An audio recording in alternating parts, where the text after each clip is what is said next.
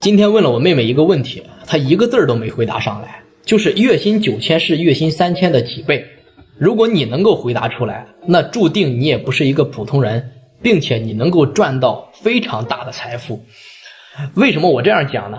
今天我妹妹來我家吃飯，她不快開學了嗎？然後來找我來玩，然後她就吃飯的過程中就問我一句話，她說：哥，為什麼你能夠賺到錢呢？在這個年紀，為什麼底層人想往上爬這麼費勁，這麼困難的？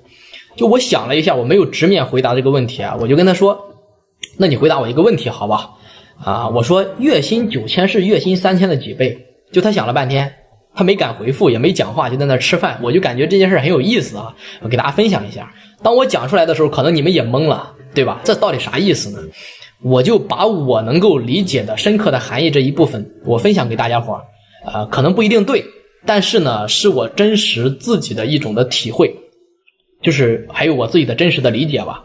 就我先給大家講一個事兒，窮它不是沒有錢，沒有錢它不一定是窮啊，窮是一種病，你能理解吧？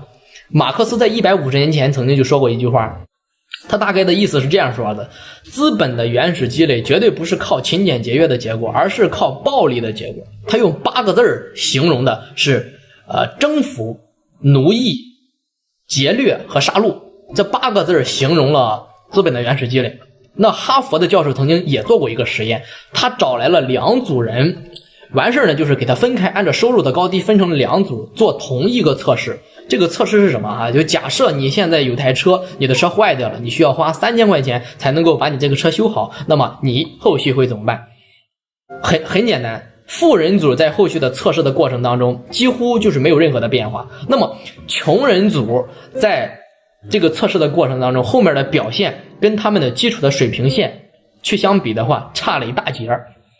原因他不是說窮人去笨啊，不是窮人笨，是窮人會把腦子裡的帶寬直接占滿掉了。什麼意思？就是窮人在考慮這件事情的時候，天天就想着我下個月的房租什麼時候交，我的信用卡的賬單什麼時候還，孩子的補習費什麼時候給，我下個月的工資什麼時候到賬，就大腦的皮質醇就是持續的去提高。前額葉它的活躍度持續在下降。前額葉是幹什麼的哈？我給大家科普一下，就是你的腦區做長期規劃，做理性的判斷，或者说抵制及時的誘惑的一個腦區来控制你這個行為的，就這麼一個地方啊，就直接可以理解為就是宕機了，就你回答這個問題的時候就宕機了。那麼杏仁核會被過度的去激活，那麼你就會對未來就是一些威脅的事情會越來越敏感，那麼對未來呢就會越来越焦慮，那腦子呢就成為了一台實時的監控，而不是規劃未來的一個計算機。非常簡單這是跟這些東西啊跟你的意志力沒有關係，這叫做神經化學就這麼簡單道理。那麼莊子呢曾經也講過一句話，就是有機事者必有機心，大家聽到過沒有？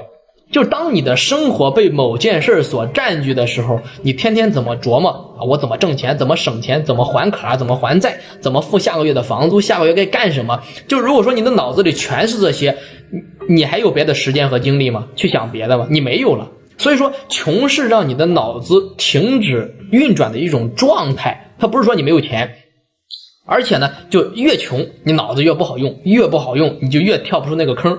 貧窮最可怕的地方，它不是說狀態，它是一種就是给自我強化的一種認知的環境，就是明知道這件事不對，我就是不想承認明知道这件事有問題，但是我就是想幹，就這種人，就是在我自我的認知裡邊不接受任何的新鮮的血液湧入固化在這裡再就是有一個時間這個詞兒，時間這個詞兒是時間貧困。就是什麼意思呢？時間貧困對幸福感的這種的影響甚至比你失業還要大，這是做過實驗的，有人也調查過。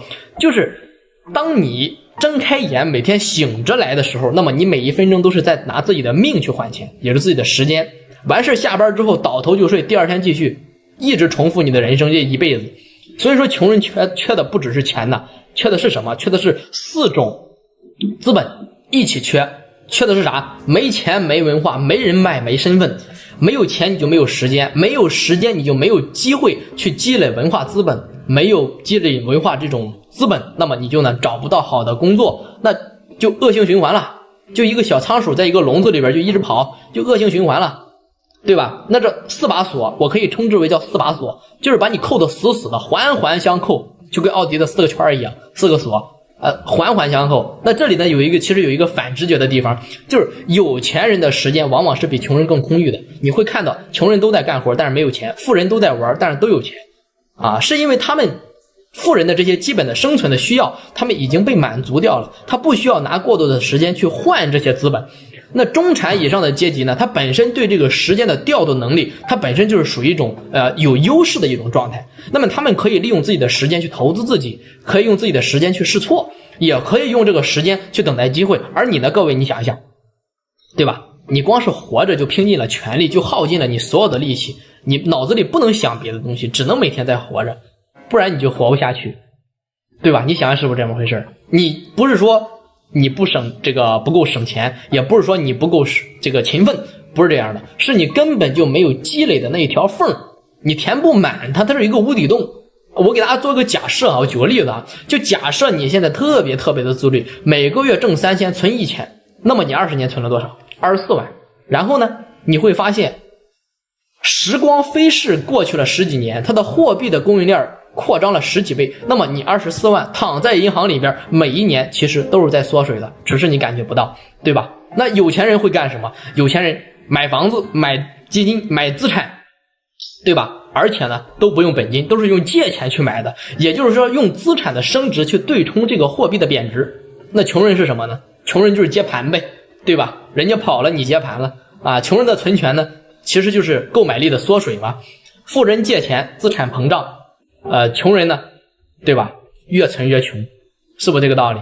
你就會發現，我再給大家舉個例子，就假設這個年化收益是 8%， 舉個例子就1萬塊30年後是多少？是10萬。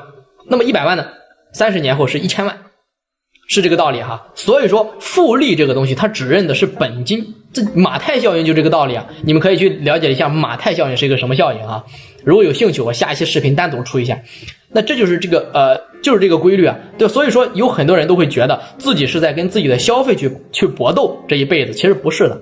其實是什麼？你是在和一個固定的數學公式去搏鬥。那麼這個數學公式它不變，你不管填入什麼樣的數字，它都會贏，你都會輸，對吧？因為這個數學公式是死的，你再怎麼套，它本來就是一個贏的公式，你怎麼打不贏的？是吧？那有一本書叫做什麼？叫做《貧窮的本質》，大家伙兒可以自己去看一看這裡邊講了一個被很多人都不理解的一個現象，就是窮人反而會把大部分的時間，把大部分的錢都花在什麼地方呢？清廉、面子、娛樂、開心，都花在這上面。那很多人說這是窮人的愚蠢和窮人的不理性，其實不是的。真相是什麼？在現實生活中，其實有大部分的人，很多人都看不到人生的上升通道在哪裡，你找不到自己的人生通道上升的地方，你找不到路。那麼他今天唯一的快樂就是能夠抓住當下的真實性，對吧？這就是他能抓到的東西。你說你讓一個看不見3年後未來的人，你讓他去為30年後去攢錢，你說憑什麼他會攢呢？你別說別人了，你說我也不會對吧？我也不會攢。就很多人他連3年之後自己在什麼樣的地方幹什麼樣的事兒他都想象不出來，那麼對未来他更達不到這種要求，所以說他會攢嗎？他不會攢的。那麼如果說你對未來想要投資自己呢，其實是需要滿足2個條件的，就是你相信自己有未來，相信自己能達到自己相信的那個未来。當這2件事都不成立的時候，那麼抓住當下的快樂，它就是唯一的一個理性的選擇呀。所以說他才會選擇在當下去消費這些東西。然後呢，就這個時候就算法就來了，很簡單呢，短視頻、直播間、各種的平台，满減券、立減券，搖一搖，先買後付，先用後付，對吧？每一個入口就剛好卡在你心裡的那個門檻的下面。你累了一天了，工作回家躺床上打開手機，我跟你講，算法比你更懂你需要什麼。不是說你自己沒有自控力，很多人都有自控力，是有人專門設計了一套讓你自己管不住自己的一個系統，就是這樣的。那更隱蔽的是階級的複製，這個是更隱蔽的。就富人的孩子繼承的他不只是錢，他繼承的是怎麼用錢，怎麼識別機會，怎麼不犯更低級的錯誤，對吧？那普通的父母呢，一天工作16個小時恨不得，那誰教你這些呢？你只能自己摸索呀。那麼你大概率摸索到的還是已經那一套失效的策略，那不管用，這就是你的試錯呀。那有些差距呢，其實在你出生的時候，講實話就已經定下了，這個改變不了。而且呢，這個定下的東西和差距還會完全複製給你的下一代，所以說你導致就越拉越大，越拉越大啊！馬克思說什麼？曾經說過，工人必須是自由的，不屬於生產資料，也不擁有生產資料，自由的一無所有。那放到今天呢，其實也是一樣的。有人逼你996嗎？沒有人逼你，但是呢，你沒有生產資料，你不幹活你就活不下去。那麼所以說導致你現在你自由的簽上了房貸，你自由的996，你自由的就是通勤2個小時，是這個道理哈。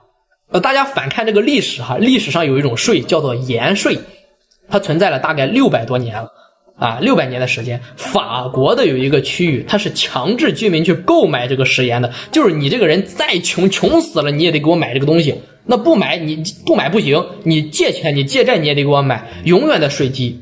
历届的人都知道這件事情該把它廢掉，但是600年都廢不掉。我講這個事情的目的是什麼？今天的鹽稅是什麼呢？所以說你省不了，你逃不掉，這是系統給你設置好的一種必然的結果。所以说原始資本它去積累的這個鑰匙，它不是錢，是錢加能力加機會，三者一個都不能少。如果說它必須三者是同時到位的，你少了其中的任何的一樣，就算給你錢你也守不住。這就是為什麼底層往上爬難的原因。不是說只有一把鎖單純的鎖死你了，是上面我說的這些好多把鎖，就跟那個奧迪的圈一樣，全都把你同時鎖住。那現實的情況是，很多人連其中的一把鎖的鑰匙你都找不到啊！當然說声抱歉，鑰匙在哪兒我没有辦法直接告訴你，但是对吧，我没有告訴你答案，没有辦法直接告訴你答案，告訴你這個鑰匙該去怎麼找在哪裡。但是呢，我希望今天我講的這些東西，就是對我妹妹講的這些東西，我不知道我妹妹理解得了理解不了哈，但是我分享給各位，就希望你看到之後呢，能夠啟發到你看到屬於自己的那把鎖在哪兒，至少你不会把自己的手物當成是自己的手。如果你能夠認清這一點，比喝多少雞湯它都重要，都管用。那 OK， 咱就不廢話了，咱再回到開頭的那個問題，月薪9000是月薪3000的幾倍呢？各位，如果說你能回答得了這個問題，恭喜你，你已經找到了你第一把鎖的鑰匙在哪一個方位。提示一下哈，表面上是3倍，實際上在這個系統裡面，可能有的人在生存，有的人才有機會去生長。評論區我想看到你的答案，好吧。